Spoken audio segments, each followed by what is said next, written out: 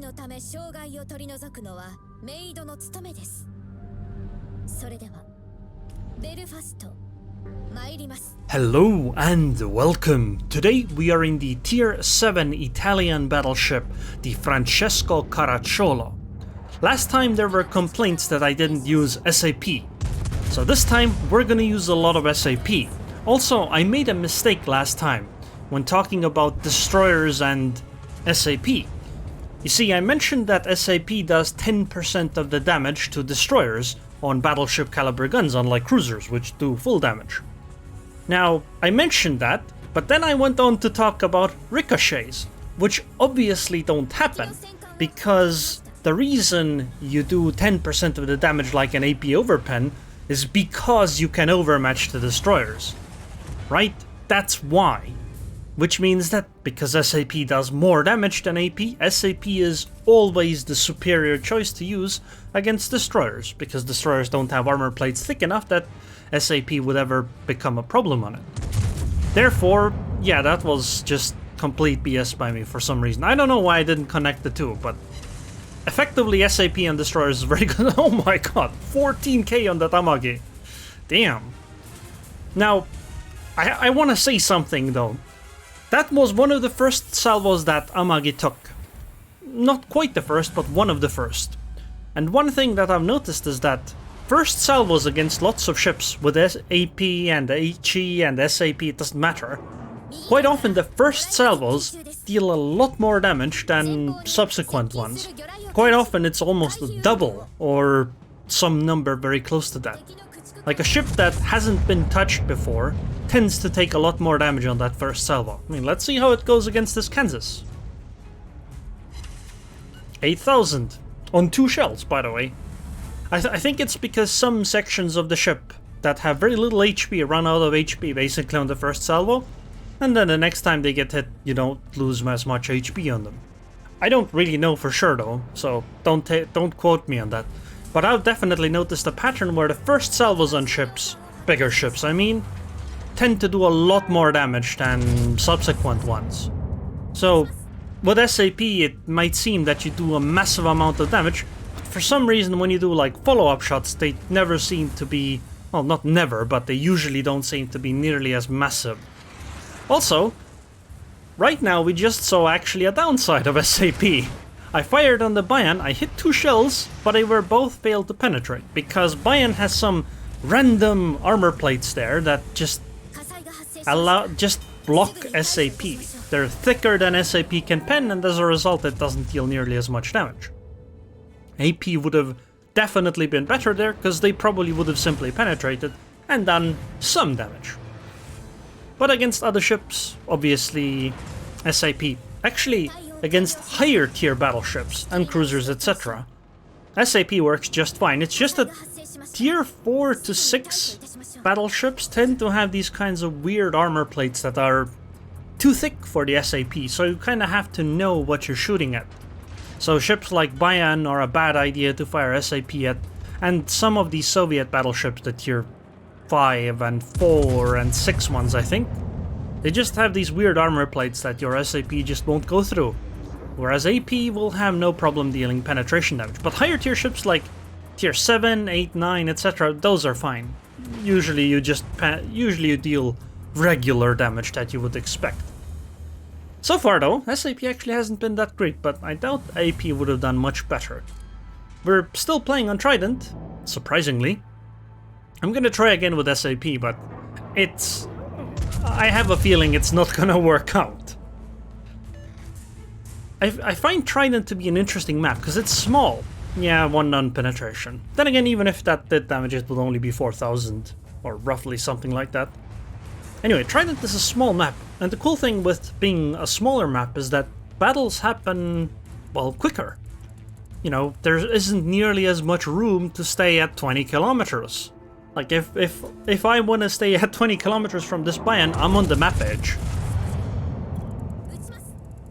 Whereas on larger maps, that's entirely possible. Okay, 1 penetration and 4 non-penetration. Here, I really should have fired AP against that Bayan. So the reason I want to hang back is because I've been shot at a fair bunch and I've lost a whole bunch of HP.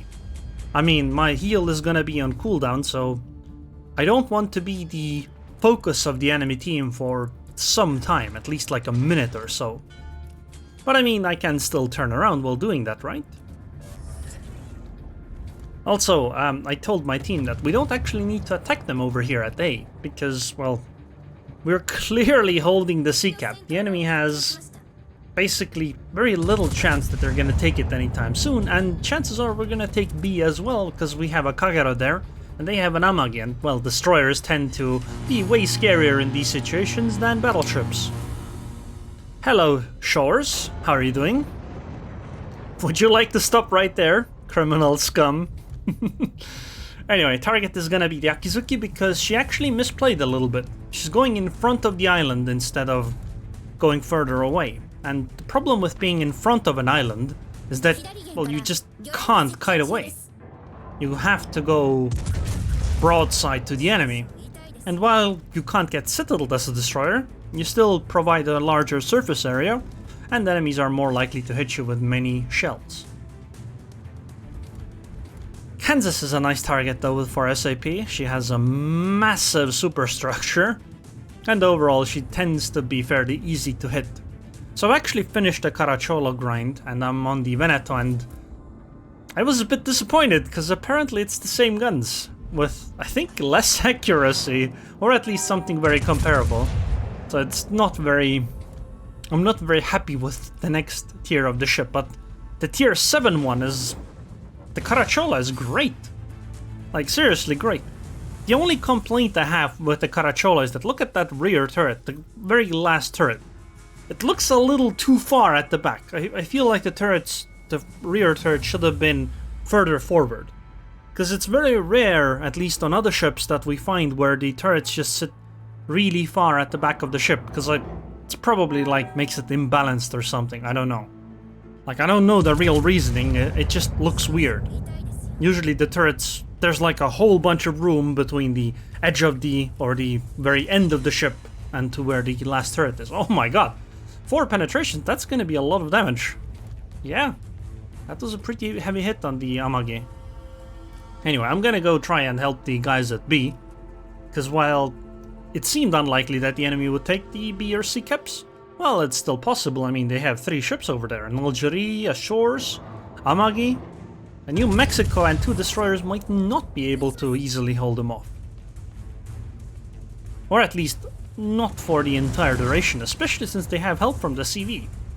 4 shell hits, but only 6,000 in damage, even though each penetration with SAP should have done 4k. Well, slightly more than 4,000. So that should have been actually like a 16,000 damage hit, but Yamagi only took 6,000. So that's kind of the thing I was talking about, where they just take less damage. I expect the Bayan will go further ahead, although I think I led a bit too much. Battleships don't stop that quickly. Yeah, battleships don't stop that quickly. Wow, the only shell I hit was actually on the Albemarle. It's better that way too, because I probably wouldn't have penned the Bayan anyway. So, it's a 7 versus 7, apparently.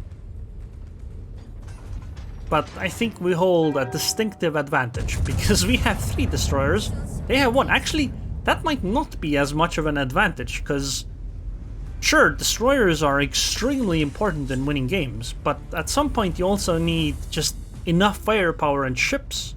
Like, you need the HP pool, and destroyers don't provide that. So the enemy should have an advantage in that. Ranger is trying to attack me, but it's probably not gonna do much to me. Can we finish the Algerie? I mean, 2 pens and she should be gone. Do I damage control party this? Well, Ranger is coming for another strike. Algerie is also firing HE. I guess not.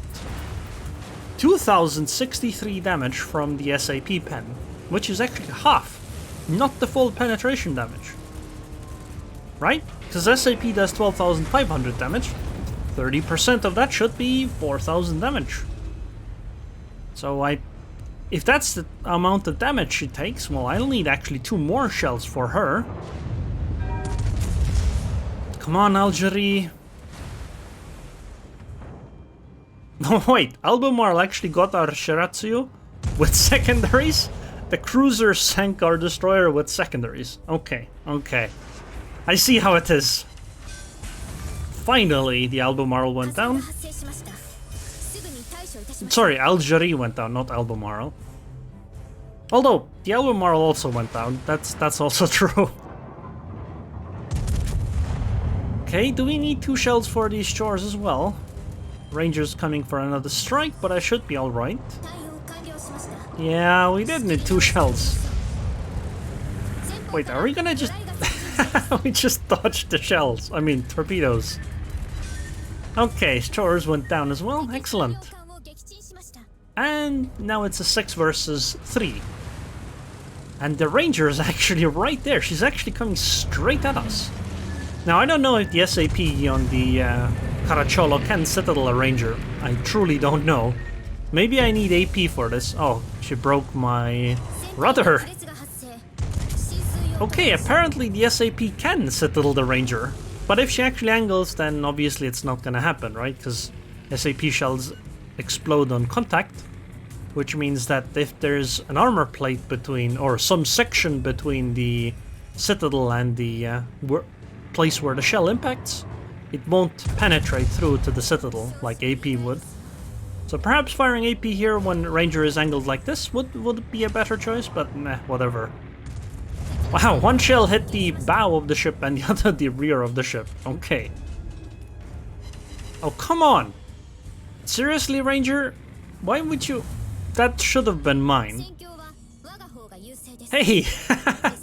That Duke of York, I mean, at least he hasn't had the ship scratched, right? I mean, they've lost the entire team, but at least the Duke of York hasn't taken a single point of damage yet. Her camouflage is all intact.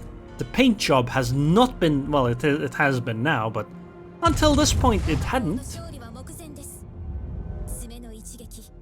She's sailing closer, which is excellent, because I don't really want to fight her at much range. 4 shell hits and that nice 10k damage, instead of some weird 6,000 or whatever we got before. But as a battleship, one of your jobs is literally to tank damage. You are the damage sponge, but you have to play it in a way where you tank and you don't die, or at least you survive as absolutely long as possible. Preferably, you should be able to use all of your heals before going down, right? But it's really important that you do tank, otherwise if you don't tank, your team simply has less HP pool on the table, and they start getting knocked out one by one. I mean, that Duke of York had enough HP to tank, I don't know, basically 2 cruisers worth of HP. And they could just have 2 cruisers still, while it's not necessarily game-changing, because we still have 4 ships. It could be a 4 versus 3 instead of, you know, a 4 versus 1. I fired AP here because she, well, is showing broadside, and SAP, I fear it might not be doing quite the damage I'd like it to. So SAP seems like a very good ammo type for the first shots. And then when, you know, they have armor plates, etc., that are inconvenient. So at tier 10 it doesn't matter as much, I suppose. But at these tiers it can matter. You switch over to AP. Although if she angles like that, I guess SAP might be better, because we can obviously deal more damage, right? And because she's angled, SAP has better autobounce angles than AP. So we should do more damage, and we can't citadel from this angle anyway, right? So it should be a good idea to swap ammo.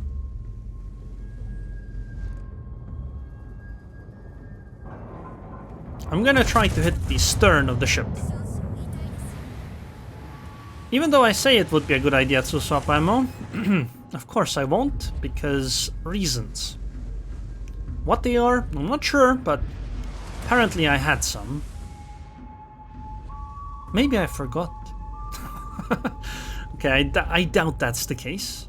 I mean, she's showing side again, so AP is fine, I suppose, because it's probably possible to citadel from this angle. Come on, Duke of York, please go down. Oh, come on. Well, that also did 8k damage, even though I had 4 penetrations and 1 overpen. Overpen does what, 1200 damage? So those 4 penetrations did like, what, 7000 damage total? Shouldn't they deal like 16,000 again? But for some reason, they did less. This is really unfortunate. And what I mean by that is that I think the Duke of York is actually going to survive this. I mean, there's only 20 seconds to go in the match. The CV is still really far. Okay, she's not really far, but she's not actually flying towards the Duke of... What the hell, dude? She did like a circle. What's wrong with you, Furious? Yeah, Furious is just flying in circles. Oh my god. Oh, never mind. I just checked the chat. So the reason the Furious was flying in a circle is specifically not to spot the battleship. Because the destroyer that was in the cap needed that cap for some kind of a mission and asked us not to finish the game.